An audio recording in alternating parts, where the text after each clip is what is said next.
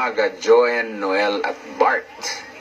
Magandang umaga sa lahat. Magandang umaga, brother. Nandito pa rin tayo sa mga maling paniniwala tungkol sa pera. At ang topic natin ngayon, wala na akong hinahanap sa buhay, kundi simpleng buhay lang. Alam nyo, sa aming paniniwala, etong ganito, excuse lang ito eh. Kung baga, yung mga taong kadalasan, yung mga taong nagsasabi ng simpleng buhay lang hinahamad, pero pag nakakita ng magandang bahay, uy, ang ganda naman ng bahay niyan, sana magkaroon din ako. Pag nakita ng magandang kotse, uy, ang ganda ng kotse. Pero alam nyo, ginagawa lang kasing excuse eh. Alam nyo, ang napansin lang namin, ang tao nasa comfort zone. Okay? Nandun siya sa nandun siya sa state niya na ayaw niyang nabubulabog, ayaw niya nakakalampag.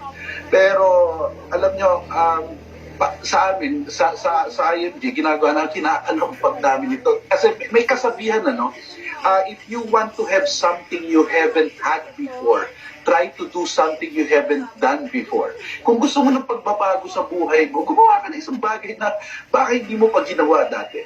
And alam nyo, kung nasa comfort zone tayo ngayon, okay, kung gusto mo rin magkaroon ng pagbabago sa buhay mo, pumapasok ka dun sa uncomfortable zone. Doon yung nabubulabog ka, nakakalampag ka.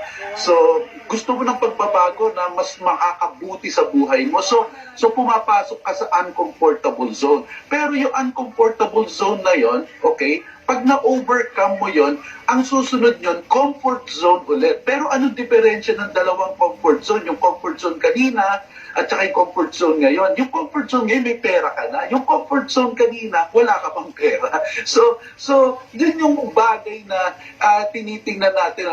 Kaya hindi namin tinatanggap yung ganong excuse. Talagang hindi mo pwedeng sabihin sa pamilya mo na simpleng buhay lang tayo, anak. Hindi na. Pwede mo silang palakihin ng ganon, pero nagsastrive ka for them. Pwede mo silang palakihin, pwede mo itaguyod ang pamilya mo sa simpleng buhay. Tama yon. Pero sa'yo, nagsastrive ka for the betterment ng pamilya mo. Okay? Nawawala yata si Joen. Mukhang mahina ang signal ni Joen, Bart? Ayan.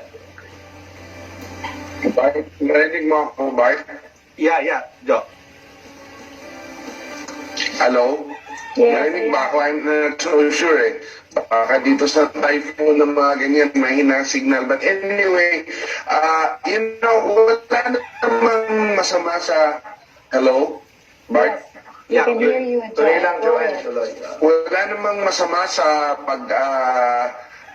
gawing simpleng buhay. Sa tingin ko, ang importante lang siguro, sister, is simpleng buhay, pero mag-ipon, di ba? Yun ang importante. Okay tayo magkaroon ng simpleng buhay, pero dapat hindi tayong mag-donate, magbigay rin sa mga event ng mga tao na nangailangan. At simpleng buhay, pero nakatulong tayo sa pamilya. At simpleng buhay, makakatulong tayo sa mga gusto nating tulungan. Tama si Joen, Alam niyo, naisip ko nung dahil sa mga nangyayari ngayong pandemya, yun nga, sumimple talaga ang buhay natin, Bart, di ba? Pero merong sinabi yung isang kaibigan namin na earn as much as you can, save as much as you can, and help as much as you can.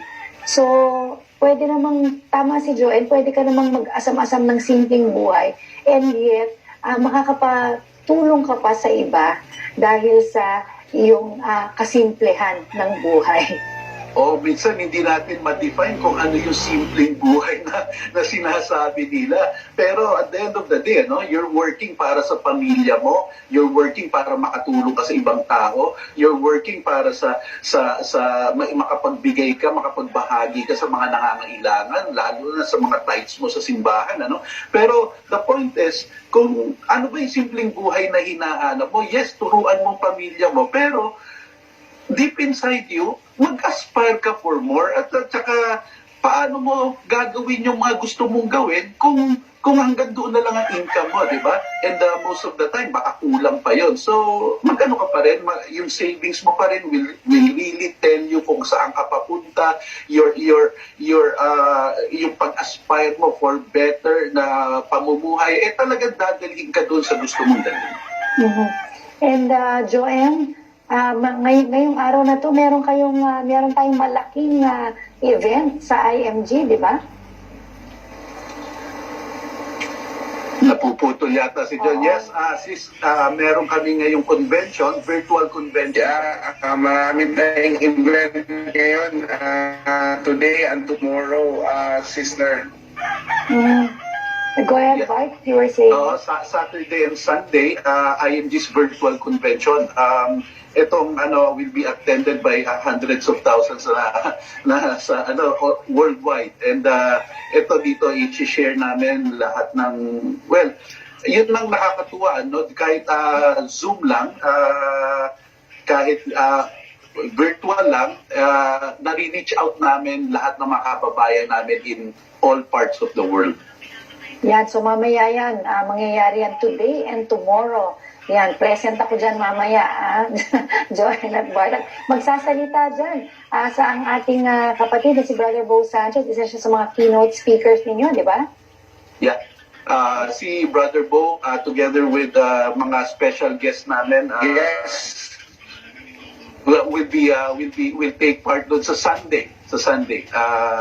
Magto-talk sila. Okay. Ayan po. So, abangan ng lahat ng mga IMG members ang ating convention, online convention ngayon at bukas. At marami pong salamat muli sa IMG na patuloy na nagsusumusuporta sa atin. Nasa na ba ako? Ayan, isa na naman pong edisyon ng Kwarta Kusina. At it's sa atin na International Marketing Group, the secret to saving and building your future. Become your own financial educator through IMG. Tumawag lamang po sa 0917-583-88. At Kaiser International Health, we choose Kaiser the first name in healthcare. Para sa mga affordable healthcare products, tumawag sa 88450888. At Manila Bankers Life, sa bawat pagsubok ng buhay, kasama mo ang Manila Bankers Life na handang magprotekta sa iyong pamilya. Call 88101040 or visit www.manilabankerslife.com. Ngayong panahon ng kailangan natin mas maging maingat sa ating kalusugan, nariyan po ang Kaiser Medical Center, kaagapay niyo sa kalusugan. Marami po tayong mga branches. Punta lamang po kayo sa kaisermedcenter.com. At dahil na pag-usapan po natin ang kalusugan, dahil sa Kaiser, meron po tayong kalusugan kapamilya tips para sa inyo. Panoorin po natin ito.